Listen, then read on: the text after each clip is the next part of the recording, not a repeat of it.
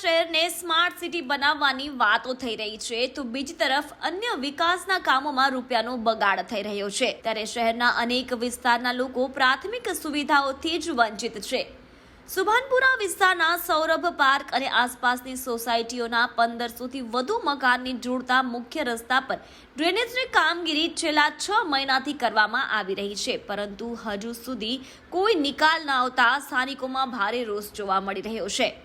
ડ્રેનેજના ગંદા પાણી રસ્તા પર ઉભરાતા લોકોને ગંદા પાણીમાંથી પસાર થવાનો વારો આવ્યો છે। નાના બાળકો પણ આ જ ગંદા પાણીમાંથી શાળાએ જતા હોય છે, ત્યારે અનેક રજૂઆતો બાદ પણ આ પ્રકારની કામગીરી સામે લોકોમાં ભારે રોષ છવાયો હતો અને તંત્ર સામે પોતાનો રોષ ઠાલવ્યો હતો। બ્યુરો રિપોર્ટ TRC 24 કલાક વડોદરા। મારું નામ કમલેશ રાઠોડ છું। છેલ્લા 30 વર્ષથી અહીંયા સુરભી પાર્કમાં રહું છું, પણ સુરભી પાર્કમાં છેલ્લા 20 વર્ષથી એટલો બધો અહીંયા આગળ પ્રોબ્લેમ થાય છે અને છેલ્લા 6 મહિનાથી આ એક રોડ બંધ, અમારે આ બાજુ ગલીમાંથી જવું પડતું હતું।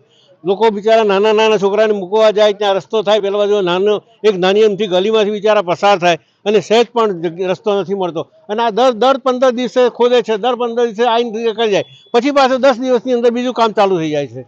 અને અહીંયા આગળ જે બસ આવતી હતી ST બસ, આપણે વિટકોસની કોર્પોરેશનની બસ, એ પણ બંધ કરવામાં આવી છે। અહીંયા આગળ કેમ બંધ કરવામાં આવી? કારણ કે તમને ખબર છે કે રસ્તો નથી।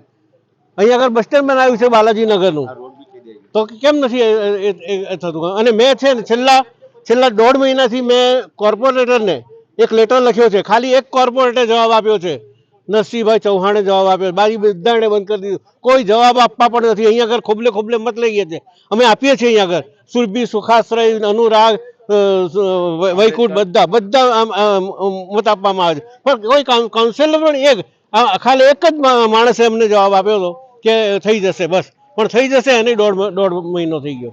વડોદરા મહાનગરપાલિકાના ઇલેક્શન વોર્ડ નંબર 9 પર આવેલું સુરભી પાર્ક, સુખાશ્રય, સૌરભ પાર્ક જેવી અનેક સોસાયટીના 1500 જેટલા મકાનોનું આ જંકશન છે। આ જંકશન પર છેલ્લા 1 વર્ષથી ભૂવાની કામગીરી શરૂ કરવામાં આવી છે, પરંતુ આજે હજુ સુધી પૂર્ણ નથી થઈ। અહીંયા વારંવાર ડ્રેનેજના પાણી બહાર નીકળે છે, સ્થાનિક લોકોના જે પીવાનું પાણી છે એની અંદર આ પાણી મિશ્રિત થાય છે અને અનેક લોકોને રોગચાળો ફાટી નીકળ્યો છે, પરંતુ આ તંત્ર કોઈ પણ પ્રકારની કામગીરી કરતું નથી, નિષ્ફળ નીવડ્યું છે। ત્યારે અમારે આનો વિરોધ પ્રદર્શન કરવાનો સમય આવ્યો છે। અહીંયા માન્ય ધારાસભ્ય શ્રી છે, અહીંના ચૂંટાયેલા પ્રતિનિધિઓ છે, એ સ્નેહ મિલન માટે તમારો સમય છે, પરંતુ લોકોની મુશ્કેલી પાસે આવવા, લોકોની સાથે આવી અને આ મુશ્કેલીના સમયમાં ઊભો રહેવાનો સમય નથી। જ્યારે ચૂંટણીનો સમય આવે ત્યારે આવી જાય છે, પરંતુ અત્યારે દેખાતા નથી, એનું સૌથી વધારે દુઃખ છે।